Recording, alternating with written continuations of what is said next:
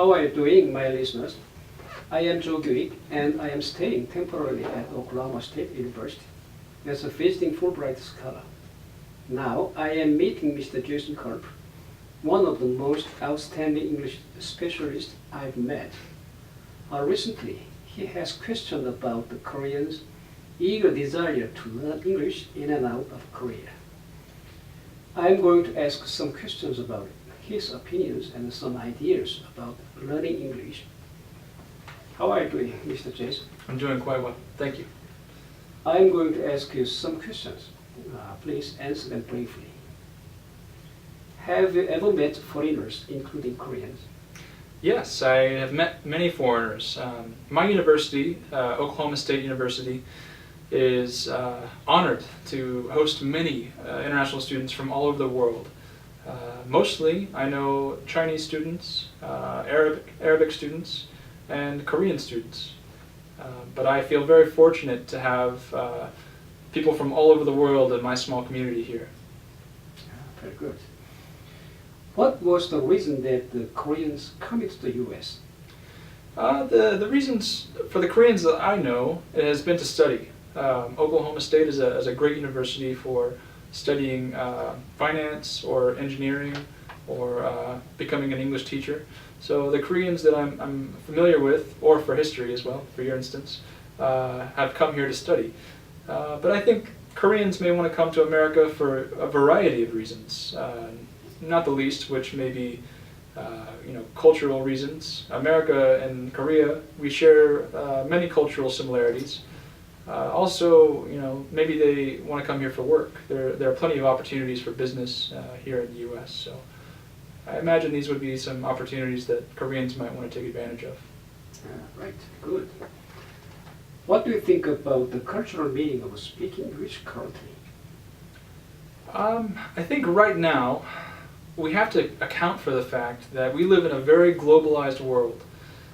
Never before in history have we had the ability to get into an airplane and travel in 24 hours and be in any place in the entire world. So this is a great benefit that we have as people of this world. And I think because of this ability to travel and go any place, it's important to know a language like English, where no matter where in the world you are, you likely can talk to people in English and understand at least some things about their culture and what they're doing. So English has become a language of business and a language of international communication. And so I think it's very important for any young person who wants to travel the world, young or old really, who wants to see the world.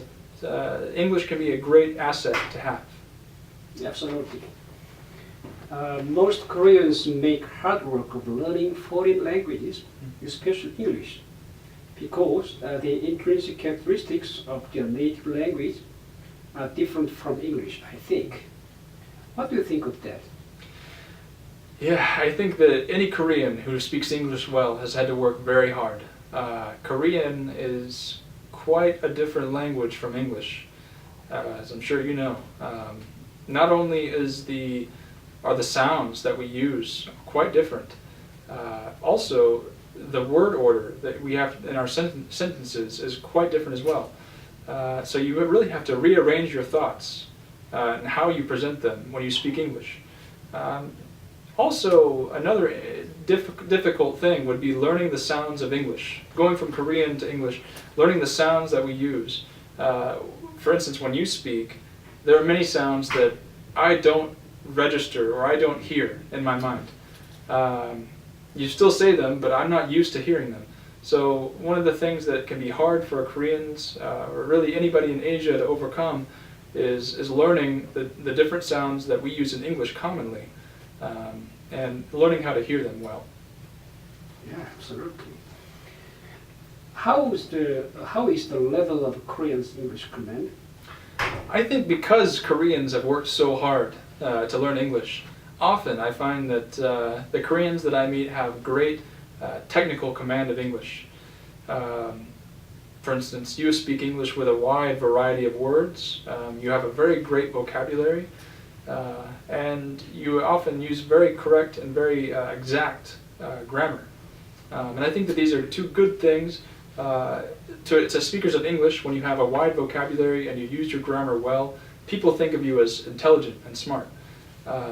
And so I think Americans commonly tend to think of Koreans as very intelligent people, and very much similar to themselves culturally.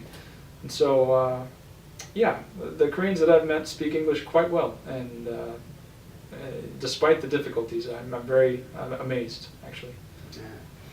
And what is the difference from other foreigners in learning English? I think one of the differences, like I said, going from Korean to English is a difficult jump.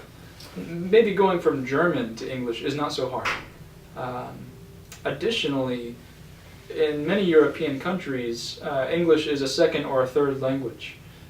So, like for instance, if you're learning English in Germany, you have many places to go and practice your English outside of the classroom. In Korea, it might be more difficult. The trick is to find foreigners who are visiting Korea who speak English. Spend time with them and learn to speak English with them. The classroom maybe is not enough to learn English well. You have to practice inside the classroom and out to become truly proficient in English. Right. What do you think about the best way to learn English easily?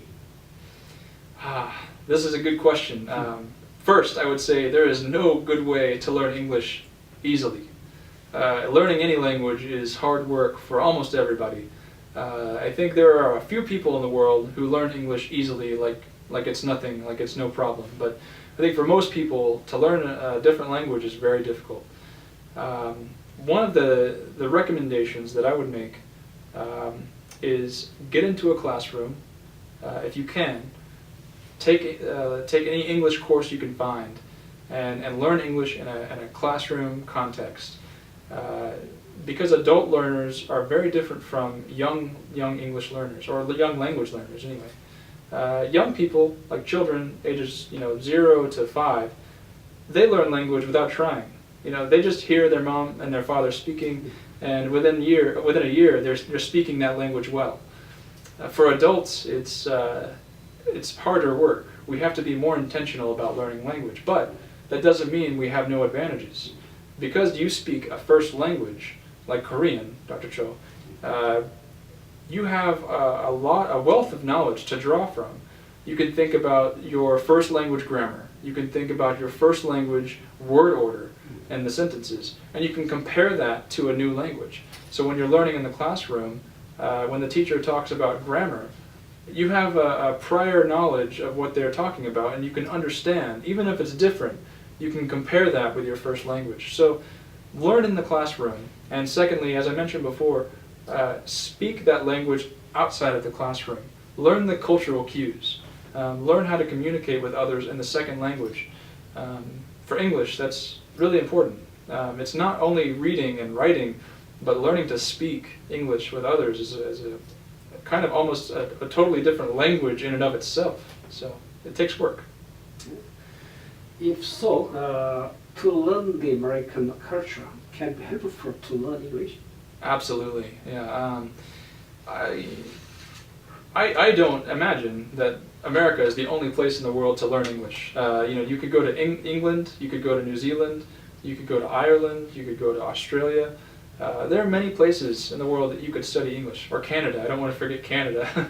But if you want to come to America or interact with Americans, I recommend learning English and learning not only the English language, but the culture of America and Americans.